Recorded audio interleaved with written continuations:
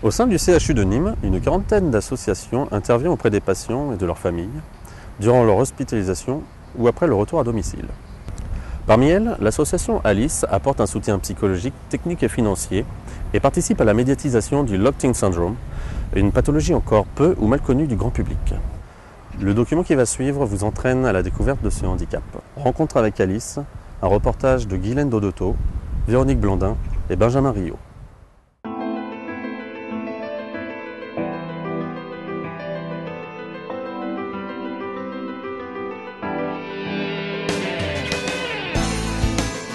Et si je vous donnais des nouvelles de Philippe et de son ami Julio? Vous vous souvenez de Philippe, le joli garçon mannequin qui parcourt le monde? En 2001, il est victime d'un AVC. Cela veut dire accident vasculaire cérébral. Et là, tout a basculé. Aujourd'hui, pour dire oui, il fait. Et pour dire non, il fait. Il est devenu lisse, Locked-in Syndrome, comme nous l'explique le docteur. Le LIS, ou syndrome d'enfermement dont a été victime Philippe, est secondaire à un accident vasculaire du tronc cérébral, le plus souvent suite à l'occlusion d'un vaisseau. Le LIS est responsable d'une paralysie des 4 membres, d'une paralysie des muscles de la face et de la déglutition. Seule la motricité verticale des paupières est conservée et va permettre d'établir une communication. Dans ce syndrome, les facultés intellectuelles sont strictement préservées. Lors de son séjour à l'hôpital, Philippe rencontre Alice. L'association va les aider, lui et sa famille, à organiser son retour à domicile. Elle financera une partie de ses installations, aidera à la mise en place d'une équipe. 2 auxiliaires de vie se relaient chaque jour pour s'occuper de lui. Un kinésithérapeute et une orthophoniste passent plusieurs fois par semaine. Ces soins aident Philippe à retrouver des petits gestes qui lui permettent de se déplacer et de communiquer. Quand on connaît le code, une petite pression permet de trouver la lettre et de briser le silence. Pour changer d'horizon, Philippe part chaque année en vacances pendant 1 mois à l'hôpital marin d'Hendaye. Là-bas, il fait la connaissance de Jean-Michel, qui s'occupe de l'animation des patients. Jean-Michel connaît le code, alors Philippe se sent comme chez lui. Il apprécie les plaisirs simples d'un déjeuner en terrasse, des moments d'échange entre amis et surtout d'une bonne baignade grâce au tir à l'eau. Un outil ingénieux que Philippe affectionne, lui qui a toujours adoré la mer. Une fois passées les premières vagues, Jean-Michel le redresse dans l'eau. Philippe est alors debout et retrouve des sensations lointaines.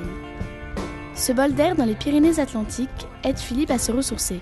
C'est aussi un soutien pour sa famille. Tout cela est possible grâce à la charte de collaboration signée entre Alice et le groupe hospitalier Assistance publique Hôpitaux de Paris. Cette charte permet aux membres de l'association de bénéficier de séjours temporaires dans des établissements de bord de mer. Le personnel de ces hôpitaux a une réelle expertise du Locked-in Syndrome. Comme à Hendaye, l'hôpital maritime de Berck, dans le Pas-de-Calais, accueille des lys. Zoubida, dans l'attente de l'aménagement de son domicile à Paris, vit là-bas depuis son accident. Les soins classiques sont complétés par des séances de rééducation en balnéothérapie qui lui procurent aussi un réel bien-être. François, bénévole accompagnant, représente Alice au sein de l'hôpital.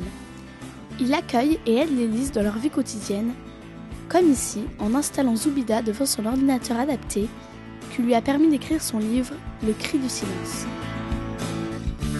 Ces nouvelles technologies représentent un véritable trésor pour rompre l'isolement. Grâce à elles, les lys peuvent dialoguer sur le forum internet d'Alice. Ils y retrouvent Julio qui assure toujours la modération du site depuis son appartement d'Issy-les-Moulineaux. Logement obtenu grâce au long travail d'Alice, qui l'a aidé à monter son projet de financement, à constituer l'équipe médicale qui l'accompagne 24 heures sur 24 et qui a suivi les travaux d'aménagement. Julio est devenu parfaitement autonome. Il se rend seul chez son kiné, vit normalement, à son rythme. Il est libre, tout simplement.